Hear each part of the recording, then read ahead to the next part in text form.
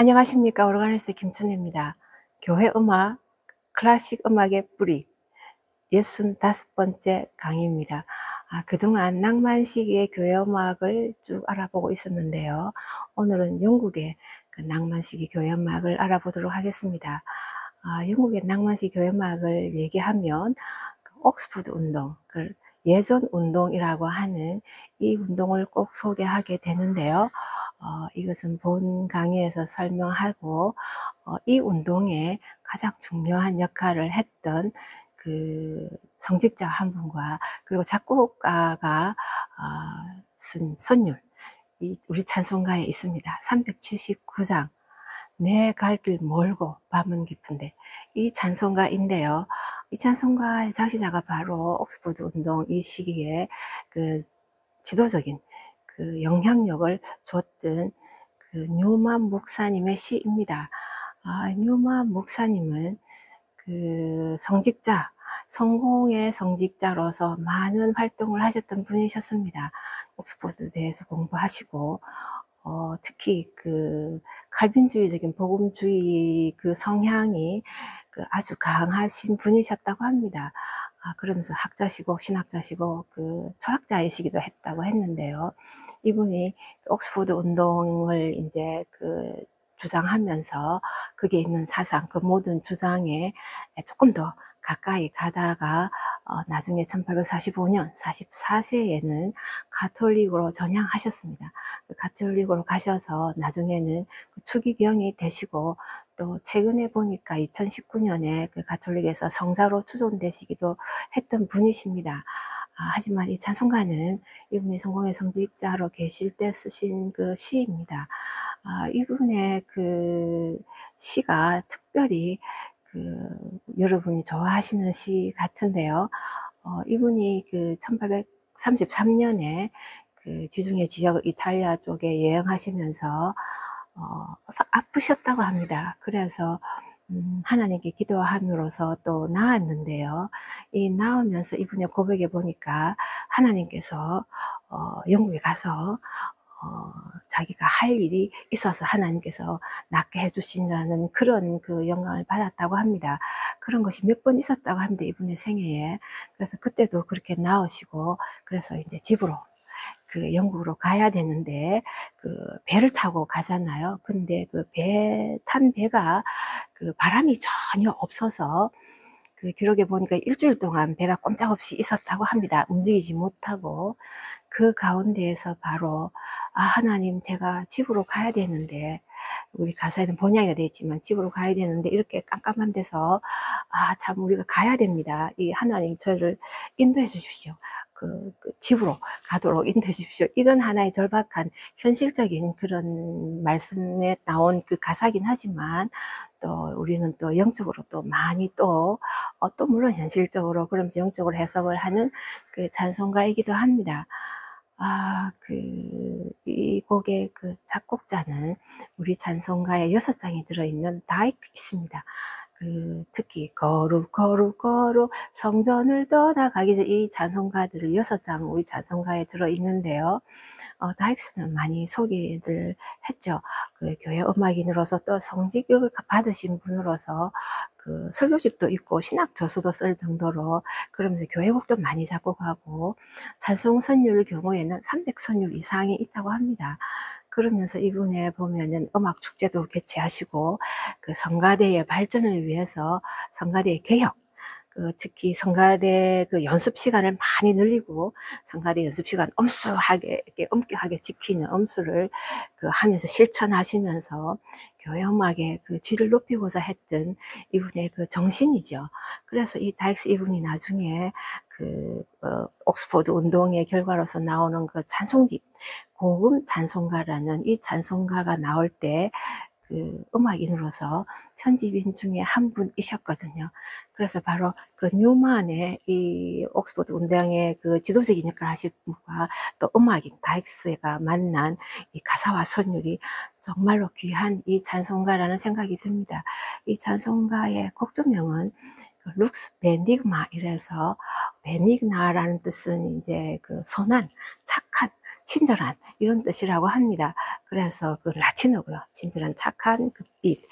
그 뉴만 목사님의 가사에 보면 lead 인도하소서, kindly light 이렇게 친절한 온화한 빛이여 인도해 주소서, 이렇게 제목이 제목이고 그 가사가 시작되거든요. 그래서 여기서 따와서 곡조명이 룩스 베니그나 이렇게 돼 있고요. 우리 곡조에 보면 그 4분의 3박자로 네갈길 이게 8분음표로 되어 있는데요. 원곡을 보니까 2분의 3박자로서 4분음표로 되어 있습니다. 다라라. 그래서 조금 더 무게감 있고 경건하고 사색적이고 묵상적으로 부르는 게 더 좋겠다 싶습니다. 물론 우리 찬송가에는 조금 느리게 이렇게 되어 있긴 하지만 8분음표가 아니고 원곡은 4분음표라는 생각을 하면 좀 더 좀 경건한 그런 좀 더 무게 있게 묵상적으로 부르면 좋겠다는 생각이 듭니다. 이 그 가사와 곡조는 아주 유명해서 세계적으로 많이 불리는 찬송가고, 이 시는 특히 또 존 스테이너가 나중에 설명할 이분이 또 이 가사 갖고 곡을 쓰기도 했습니다. 가사 보시면 1절에 본향을 향해 이렇게 해서 천국 같은 느낌을 들지만 사실은 유만 목사님께는 현실적인 거죠. 그 영국으로 가야 되는데 집으로 가서 하나님께서 낫게 하셔서 가서 일할 것이 있다 했는데 못 가고 있으니까 이 답답한 마음에 집으로 가야 되는데 주님 인도해 주십시오. 이 어려운 그 상황 속에 그 인도해 달라는 그 하나님의 부르짖는, 그러나 이제 인도하실 것을 믿는 그런 가사들이죠. 그리고 2절에 보면은 방탕하게 살았던 이 죄인 이렇게 되어 있는데, 그것보다는 내 맘대로, 이 가사는 거의 그대로인데요. 내가 선택했고 내 길을 갔던 나였다 과거에, 이렇게 돼 있습니다. 그리고 나름대로 화려한 삶을 좋아했던 것 같고, 또 겁이 없었고 두려움이 없었고, 또 굉장히 프라이드했고 아주 자존감이 자만심이 있었던, 어떤 면에서는 교만했던 이 옛날의 이 과거의 모습을 용서해 주시고 저를 다시 이끌어 주십시오 하는, 주님 길대로 인도해 주십시오 하는 그런 것이죠. 그러면서 이 찬송가 3절에 보면 험산 줄령 이렇게 해서 거기 보니까 황무지 같은 데도 지나가고 또 급류가 휘말리는 그런 데도 지나가고 바위가 있는 데도 있고 낮은 곳도 있고, 이 다양한 어려운 과정을 지나가는 동안에 깜깜한 밤이지만 기쁜 아침이라고 표현했는데요. 천사가 미소 짓는 그런 아침, 이렇게 되어 있습니다. 참으로 그 단어가 너무나 감동적인데요. 이런 깜깜한 이 밤에 또 어려운 험난한 곳을 다 지나가지만 결국은 하나님께서 천사가 미소 짓는 그 아침을 우리에게 주셔서 나를 인도하실 것입니다. 평생 우리를 인도하실 것입니다. 이런 고백이 3절에 들어 있습니다. 그래서 이 찬송가가 처음에 1833년에 작시되고 34년 출판될 때 제목이 구름 기둥이었다고 합니다. 이스라엘 백성이 광야에서 하나님이 인도하심을 받을 때 구름 기둥으로 인도함을 받았지 않았습니까? 구름 기둥이 서 있으면 그냥 이스라엘 백성도 그곳에 머물러야 했고, 구름 기둥이 앞으로 가면 이스라엘 백성들이 이제 전진했듯이 예수님의 하나님의 구름 기둥, 인도하심, 여기서는 빛으로 되어 있지만 빛으로 인도하심을 갈구하는 그런 의미의 구름 기둥이라는 당시의 제목도 참 와닿는 것 같았습니다. 이 빛이라는 면에서 이 찬송가가 많이 이렇게 불리면서, 특히 한 기록을 보니까 1909년에 영국의 한 지역의 광산에서 폭발이 생겼다고 합니다. 그래서 광산이 폭발하는 바람에 안에 갱내가 이렇게 막히고 무너지면서 많은 사람들이 갇히고 또 부상당하기도 많이 했었는데요.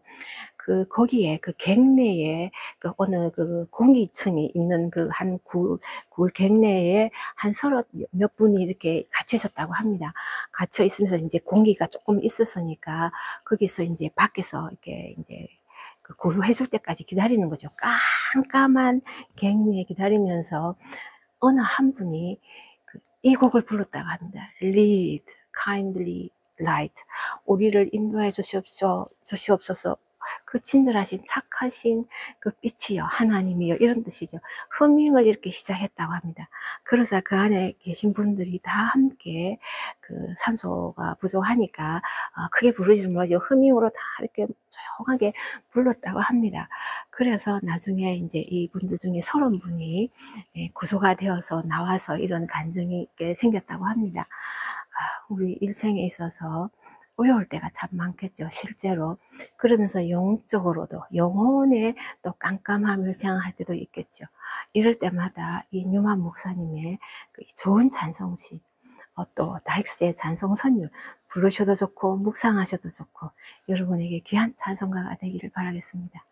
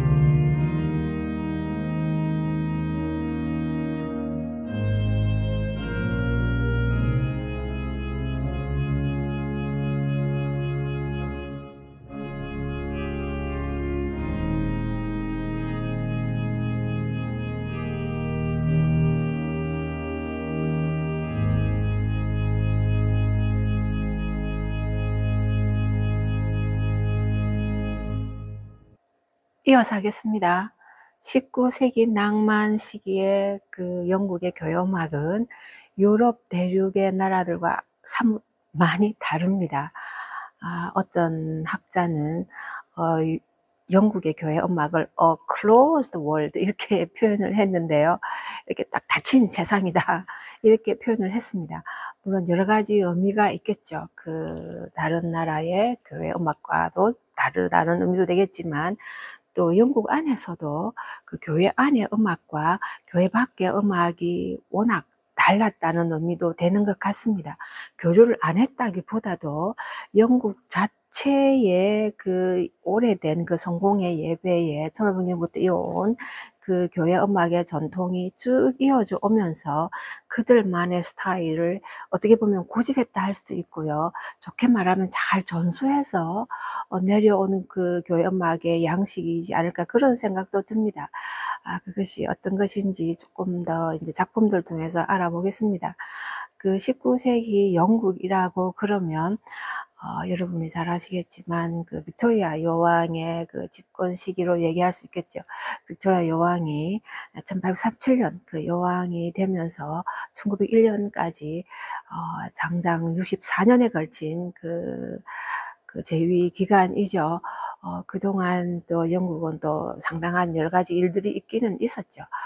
많은 전쟁도 있고, 그 대표적인 뭐 유럽의 나라들과 또 나폴레옹과 이런 그 여러분이 세계사를 통해서 아실 것 같은데요.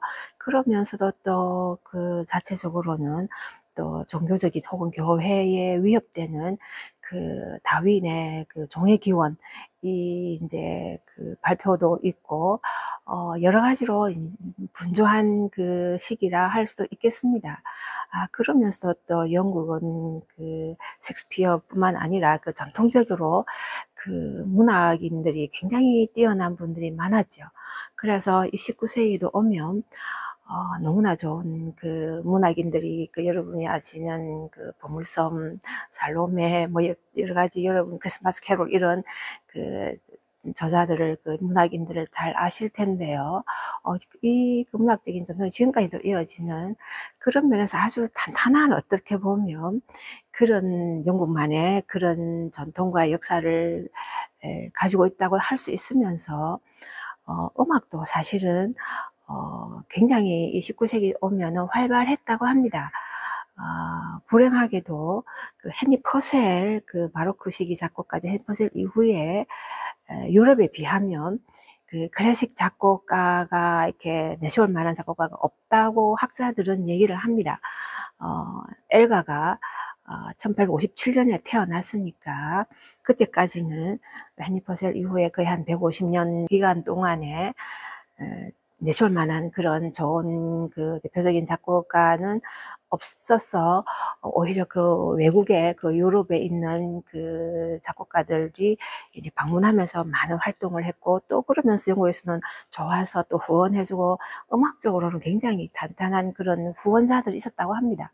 그 핸델이 거기 와서 성공적으로 나름대로 활동한 것처럼 또 나중에 또 하이든이 와서 교향곡도 써서 런던 심포니라고도 여러분이 아실 것 같고요. 멘델소의 경우도 그 영국에 몇 번 방문했었습니다. 해서 오르간 연주도 하고 그 빅토리아 여왕과도 그런 그 친분 관계도 있고 그랬는데요. 영국에 보니까 그 산업혁명을 통해서 그 굉장히 크게 그 중산층이라 하나요? 부가 아주 늘어나면서 물론 교회도 그 재정적으로 좋고 그래서 음악적으로 굉장히 많은 후원을 했다고 합니다. 그래서 오케스트라도 아주 좋은 오케스트라들이 많았다고 합니다. 1813년에 보니까 필하모니 협회도 생겨서 많은 음악가들을 후원하고 또 음악회도 많고 이런 좋은 그 토양이기는 했다고 합니다. 그래서 즐겨 그 외국에 있는 유럽에 있는 그 유명한 작곡가들이 방문하면서 활동은 했지만, 또 어떤 글을 보니까 오히려 그 외국인들이 작곡가들이 오는 바람에 영국 자체의 클래식 음악이 좀 지장을 줬지 않을까 발달에, 이런 평도 있긴 있었습니다. 하지만 그 나름대로 그 대단한 그런 내세울 만한 클래식 작곡가는 없었지만 음악 전체적으로는 상당히 활발하고 좋은 그 활동들이 쭉 있었고, 음악 축제 같은 것도 있고요. 그래서 합창으로도 굉장히 발달했고, 그 교회는 교회대로 또 좋은 음악들을 유지하면서 영국에서 나름대로 자신들의 전통을 잘 만들어가고 있다고 얘기할 수 있겠습니다. 그런데 그 교회가 중요하죠. 그 교회 음악을 우리가 살펴보면은 그 교회의 모습을 그 당시에 표현한 것들이 있는데요. high and dry 이렇게 얘기를 그 단어가 있었는데, 그 고교회적인 그런, 혹은 그 교회가 아주 그 좋은 그 명망에 혹은 교회 좋은 조건으로 환경으로 있었는지 모르지만 영적으로는 아주 드라이했다, 이런 의미를 가지고 있다고 합니다. 그래서 교회가 많이 그 너무 잘 나가는 혹은 다른 커다란 핍박이 없으니까, 그러나 경제적으로는 부하고 하니까 그 영적으로 많이 약해졌다는 그런 얘기는 하고 있습니다. 그래서 그 어떤 글에 보니까 그 성직자들, 큰 교회 성직자들은 그 사례가 너무 많아서 그것을 오히려 좀 그 사례를 줄여서 그 작은 그 페리시 교구 교회의 그 목사님들께 더 지원해야 되지 않느냐, 이런 것들이 나올 정도로 잘 나가기도 하면서 또 부족한 부분도 많이 있었던 것 같습니다. 그 영국의 교회가 바로 대성당 중심으로 교회 음악이 발달하고 모든 것이 이루어지고, 많은 것들이 그 작은 교구 교회에서는 좀 소외되는, 음악도 아주 소박하고 많이 차이 났던 것이 그 유럽의 그 성당이나 혹은 독일의 교회와 비교하면은 좀 차이점이라고 할 수 있겠습니다.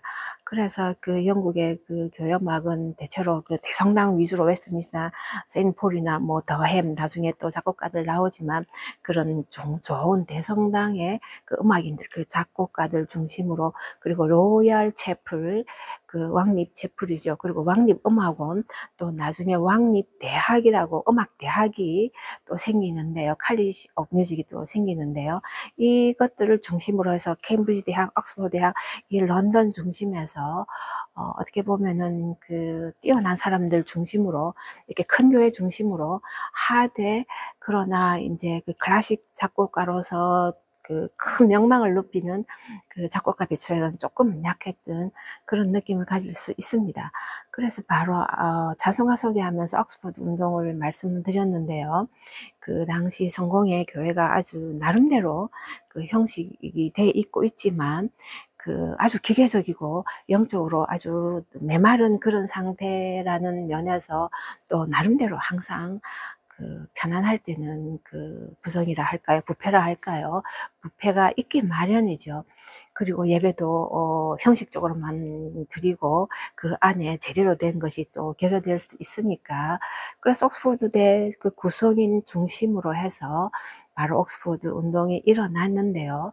우리 찬송가의 60장 영혼의 햇빛 예수님이라는 캡을, 이분이 바로 1833년 큰 설교를 통해서 내셔널 어포스타시에서 국가적인 혹은 나라의 배교, 좀 독특한 단어긴 한데요. 아주 교회가 국가적으로 지원을 받지만 사실은 오히려 단점으로 드러나서 교회가 많이 문제점이 생겼다는 이런 여러 가지 지적들이 있다고 합니다.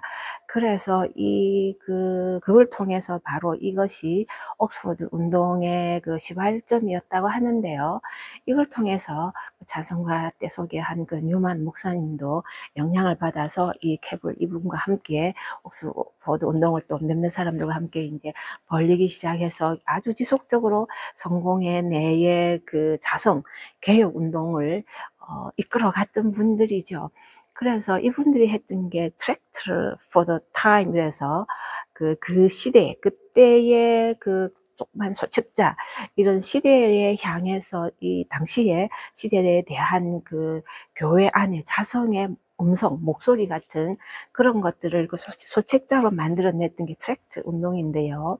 그 트랙트가 바로 1833년 뉴만, 우리 찬송가 작시하신 그분이 첫 번째 글을 썼고, 그리고 1841년까지 한 8년, 이렇게 9년 되나요? 이렇게까지 이제 90편의 간행물이 쭉 뉴만 목사님 시작해서 또 다른 분도 쓰고 이렇게 해서 또 마지막 번도 뉴만 목사님의 글로 이렇게 해서, 그리고는 결국은 많은 기존 교회의 반대와 여러 가지 문제 때문에 이제 더 이상 출판을 안 했는데요. 거기에서 바로 모든 내용이 들어있다고 합니다. 교회의 갱신이죠. 성도들의 경건성의 문제, 성직자들의 문제, 예배의 문제, 이렇게 해서 다양한 주제를 가지고 있었다고 합니다. 그래서 소책자가 짧은 거는 몇 페이지이기도 하지만 어떤 거는 거의 책 분량만큼 긴 것도 있었다고 하는데요. 아예 대상자를 성도들에게, 일반 사람들에게 이렇게 한 것도 있고, 아예 성직자들에게 이렇게 해놓은 것도 있고, 어떤 거는 학자들에게 이렇게 여러 세 분류의 종류의 사람들에게 교회의 자성의 목소리를 이렇게 늘 책자로 했던 것인데요. 예배의 본질성, 특히 중세 예배의 정신으로 가자 하는 거였다고 합니다. 엄격하게 교회력을 준수하고, 그 다음에 성찬이 중심이 되고, 그래서 이걸로 인한 교회 찬송가들 보면 성찬 찬송가도 많고, 교회력에 따른 찬송가들이 또 예배용 찬송가들이 많이 나오듯이 예배의 복원, 정신의 복원, 성찬의 복원, 예전적인 리터지컬 무브먼트라고 이렇게 번역을 하기도 하는데요. 예수운동이라고 이렇게 말할 정도로 예배의 가장 중요한 정신을 회복하는데 중세 가톨릭 예배의 모습으로 가고자 하는 거였다고 합니다.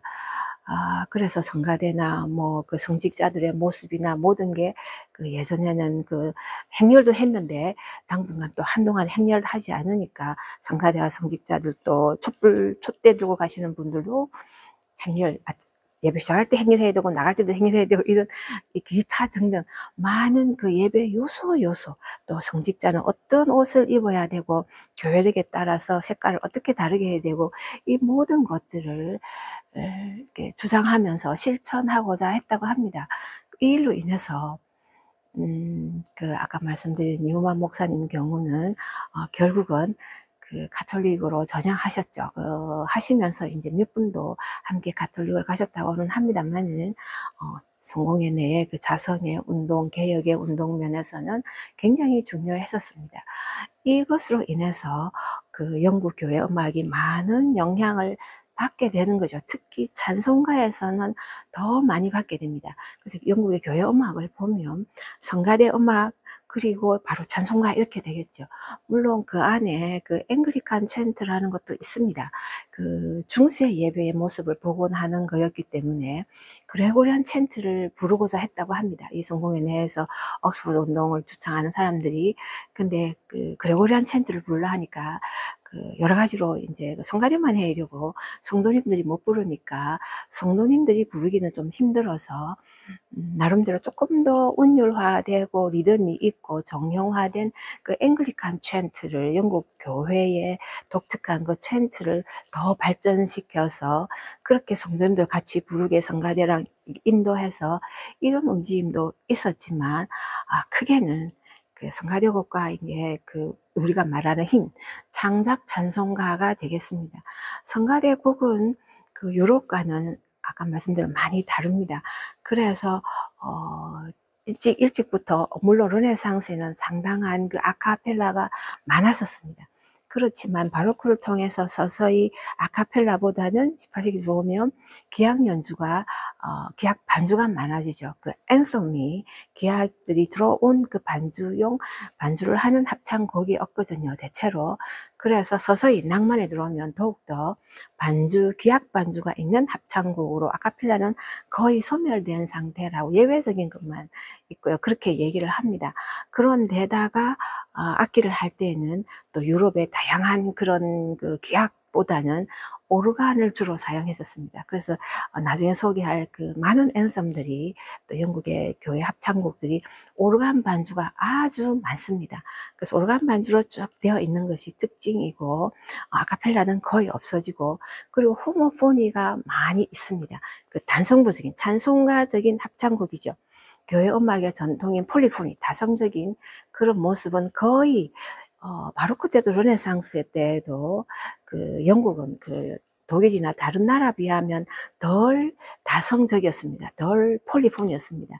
그러다 보니까 그 낭만 들어오면 거의 호모포니로 들어와서 찬송가를 사부로 부르는 것 같은 그런 합창곡이 거의 대세라고 보시면 되겠습니다.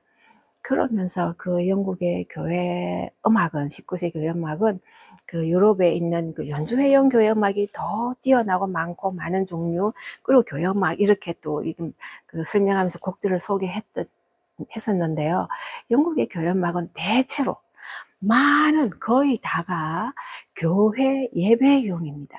그 연주회용 교회 음악은 아주 적습니다. 그래서 그 유럽과 또 그 유럽 대륙과도 또 다른 하나의 모습이라고 할 수 있겠습니다. 거의 다가 교회 음악으로서 앤섬, 칸타타, 자그만한 그런 실제로 예배 때 사용할 수 있는 곡들로 대부분 되어 있습니다.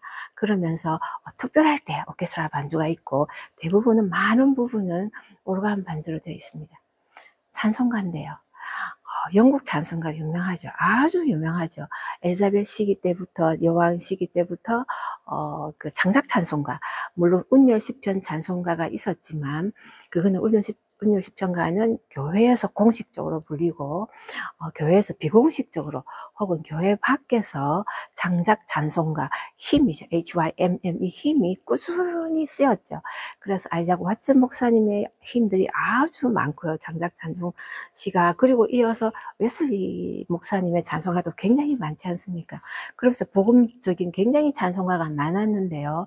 바로 이 그 전통에 따라서 영국에서는 이 장작 찬송가가 굉장히 많은데 바로 이 옥스퍼드 운동으로 인해서 이 장작 찬송가가 많긴 하지만 이전에 웨슬리 목사님 그 이어져 내려오는 복음주의적인 그런 찬송가보다는 오히려 그런 복음주의적인 찬송가는 자제하고 예배용, 엄격한 예배 용도의 찬송, 우리 찬송가 앞쪽에 있는 찬송가죠. 찬양과 경배하는 예배용, 성찬용 이런 그 교회력에 따른 교회 절기에 따른 그런 찬송가들로 이렇게 쭉 이쪽으로 중점을 두면서 작시하고 또 이제 곡도 조금 더 경건한 조금 엄숙한 묵상적인 예배 전통의 교회풍의 교회 느낌이 나는 그런 선율들로 해서 찬송가를 만들게 됩니다. 그것이 바로 고금 찬송가인데요. Hymns of Ancient and Modern 이렇게 해서 옛날 엔션이 고대와 또 현대, 모던, 지금의 찬송가 이렇게 해서 이분들이 그래도 그 고금 찬송가가 1861년 처음에 출판될 때 아까 말씀드린 다익스가 편집위원 중에 한 분이라고 말씀드렸지만 그 안에는 실제로 다양한 찬송가가 들어 있었습니다. 웨슬리가 적지만 그러나 그 복음진 찬송가 들어 있고 지향하는 거는 예배용이지만 그 고금 찬송가 안에는 옛날 찬송가도 있다는 의미잖아요. 그래서 그 아이지 와트 목사님 찬송가도 있고 웨슬리 찬송가도 있고 19세기에 그 자기들이 주장하는 그 많은 좋은 찬송 시인들의 우리 찬송가에 있는 캐블이나 뉴만 같은 뿐만 아니라 히버, 헤버갈 우리가 찬송가에 좋은 영국 찬송가 이 많은 찬송가들이 많은 부분이 이 시대 낭만 시대에 나온 걸로 보면 고금 찬송가 안에도 많이 들어 있습니다.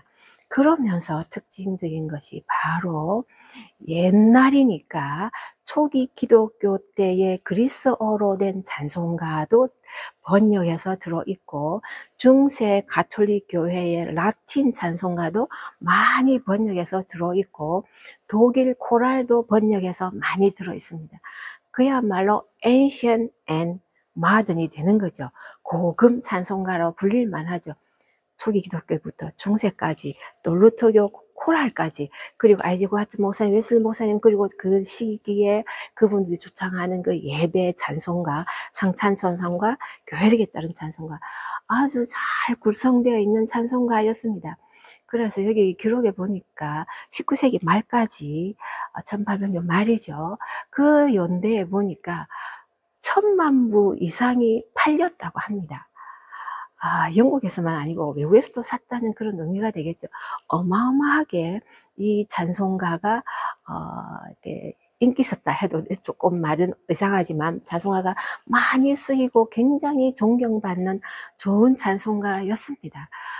그래서 우리 찬송가에도 이렇게 많이 들어있다고 생각합니다. 곡조명에서는 바로 아까 소개해드린 다익스와 또 해점으로 날이 어두니 하는 그 몽크 이분의 그 곡조도 많이 들어 있어서 좋은 음악으로 또 선율도 아주 잘 돼 있습니다.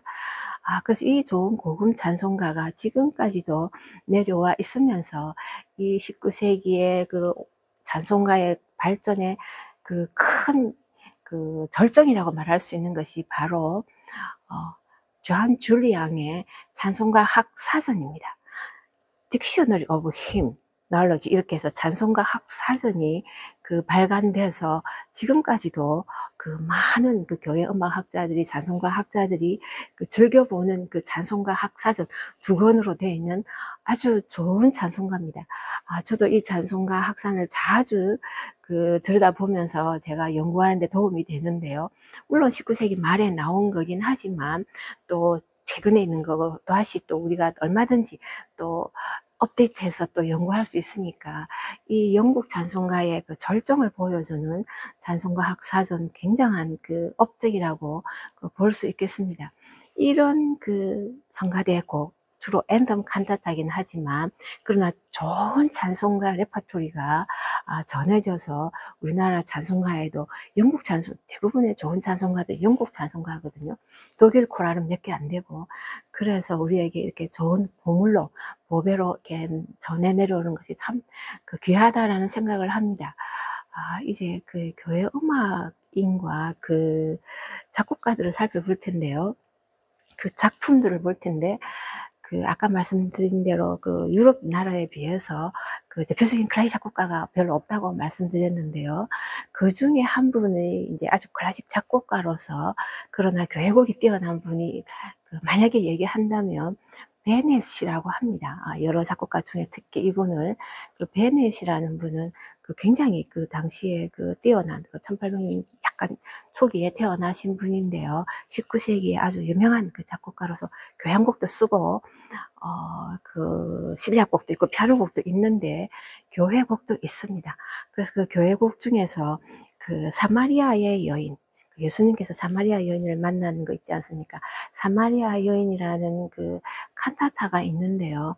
그 중에서 한 곡이 예배는 예수님께서 사마리아의 예배는 진리로 영과 진리로 예배할지다 할 때, 하나님은 영이시니 할 때 God is a spirit 하는 요 기술인데요. 이 곡이 그 사마리아 여인이라는 칸타타에서 유명한 곡입니다. 그래서 짧습니다.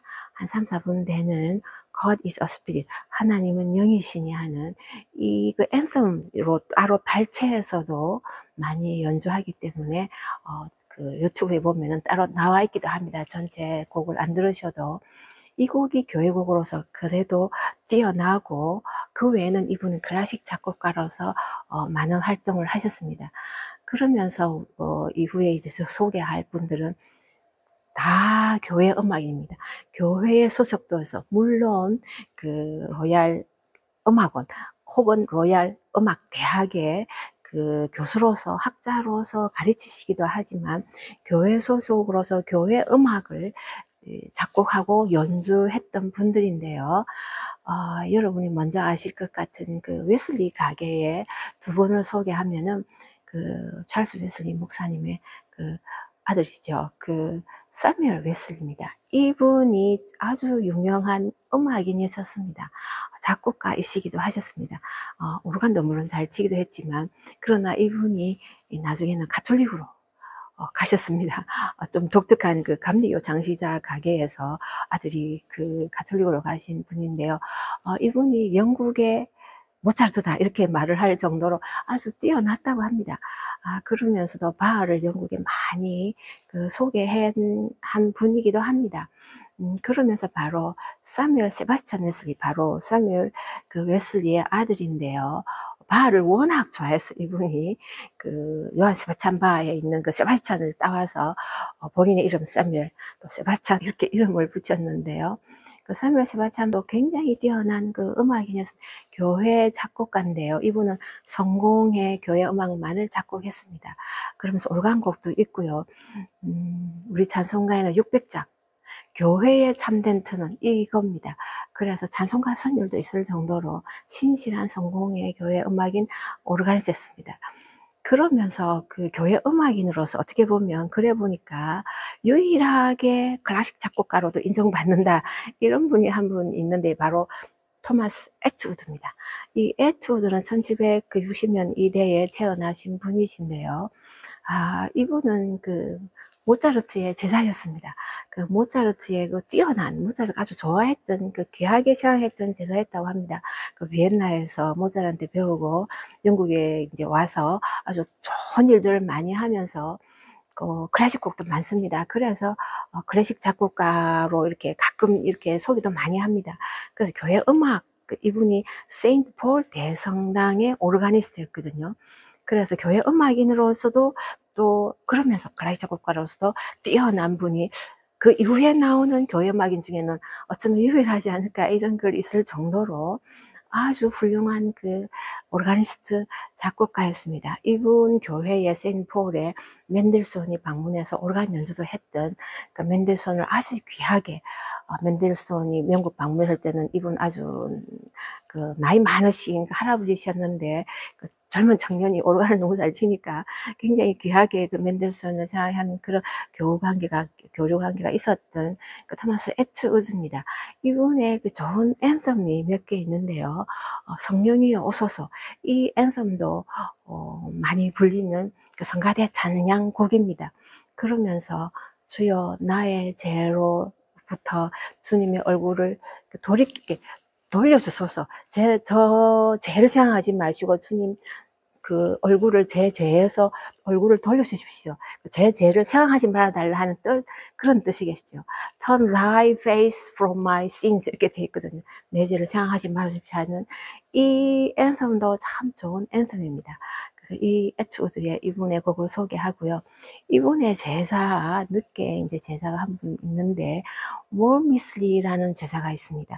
이분도 아주 뛰어난 그 교회 음악인이셨습니다.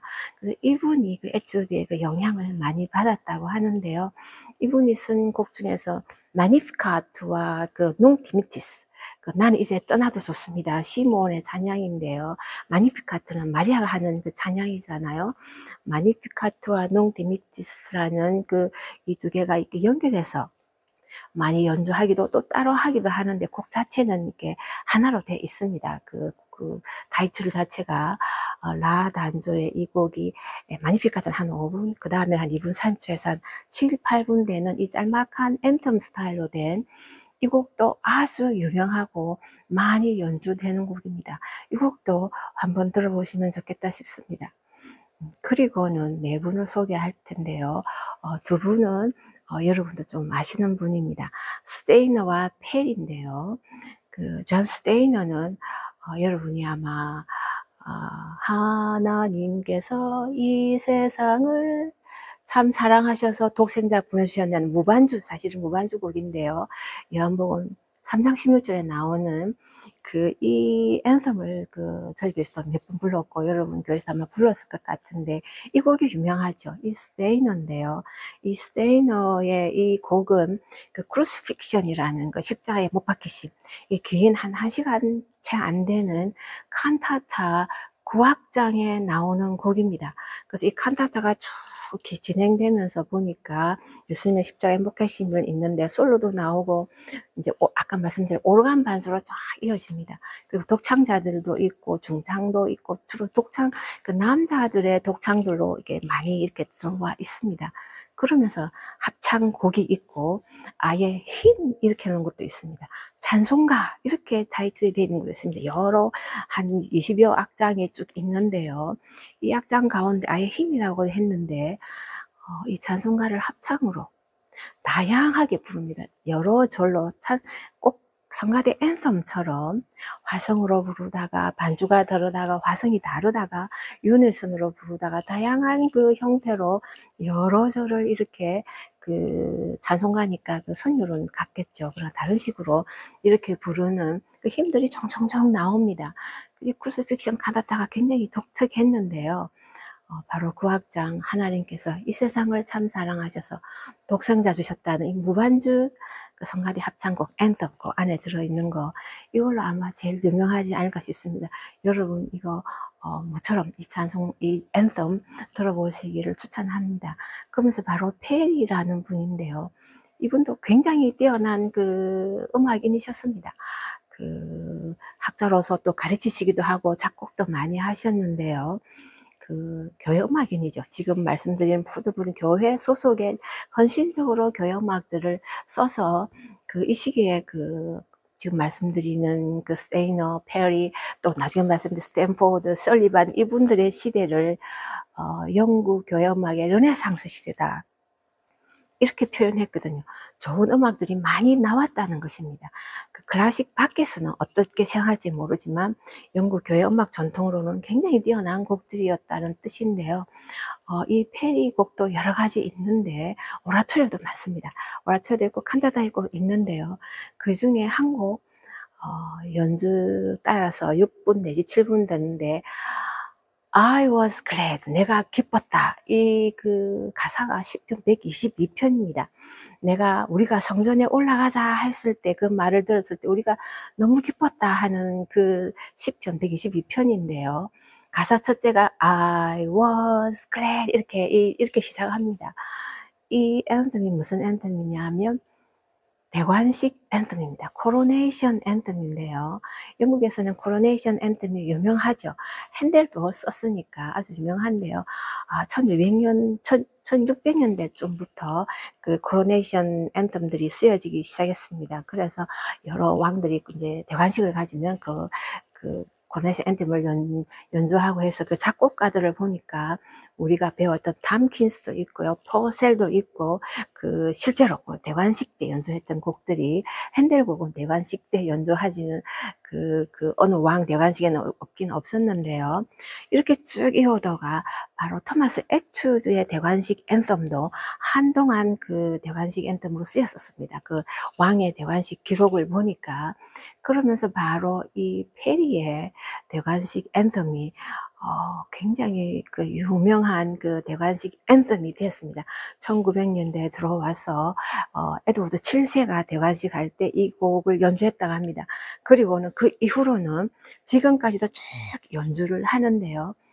여러분이 아시는 그 다음에 에드워드 7세 다음에 조지 왕이 있죠. 그리고는 엘리자베트 그 돌아가신 엘리자베트 2세 이분 대관식 때도 연주했고, 가장 최근인 그 찰스 왕이 그 대관식 할 때도 이 곡을 연주했었습니다.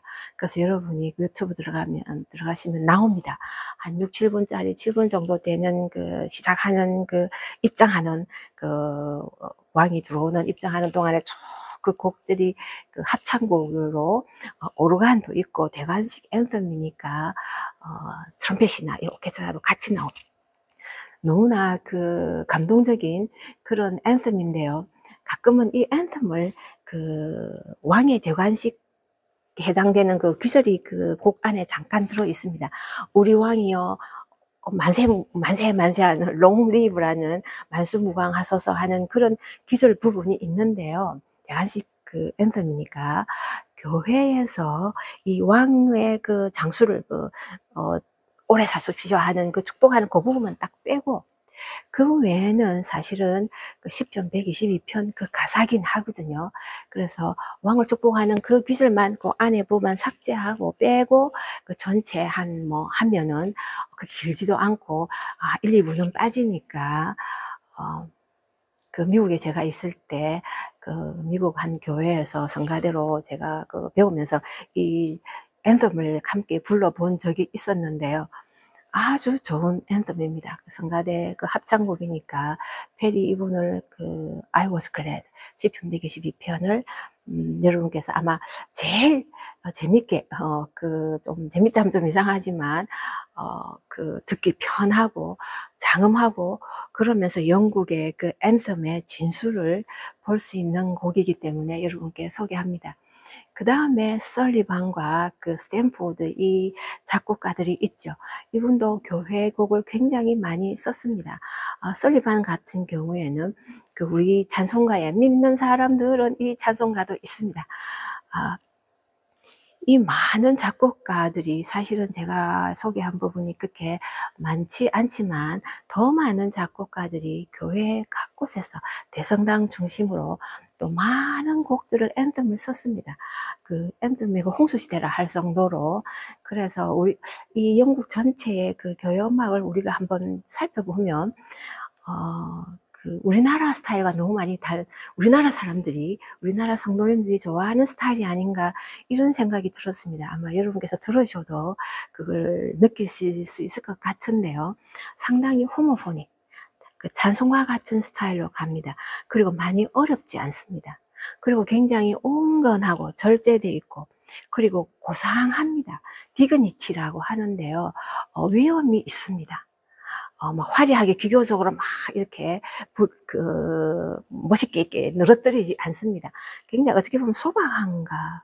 그래서 어떤 클래식 작곡가는 그 교회 음악이 조금 예술적인 질이 좀 낮지 않나 이렇게 학자가 평한 부분도 있었습니다만은 제가 생각할 때는 이거는 아까 closed world라는 그 평이 있듯이 영국 교회만의 독특한 교회 음악의 모습이 아닌가 이런 생각이 들었습니다. 호모포닉 하면서 악기는 교회 악기인 오르간으로 하면서 아주 담백하게 화성적으로 나가면서 가끔 솔로가 있으면서 듣기 편하고, 그렇지만 그 위험이 있고 딱 이렇게 점잖은 느낌이 드는 그 정형화된 느낌도 드는. 그래서 우리나라 교회의 그 성가대 곡이 예전에 그 지금의 그 CCM 스타일의 그런 곡 말고 그 있기 전에 교회의 그 곡들 보면은 그런 단아한 듯한 그런 곡들을 많이 했었는데요.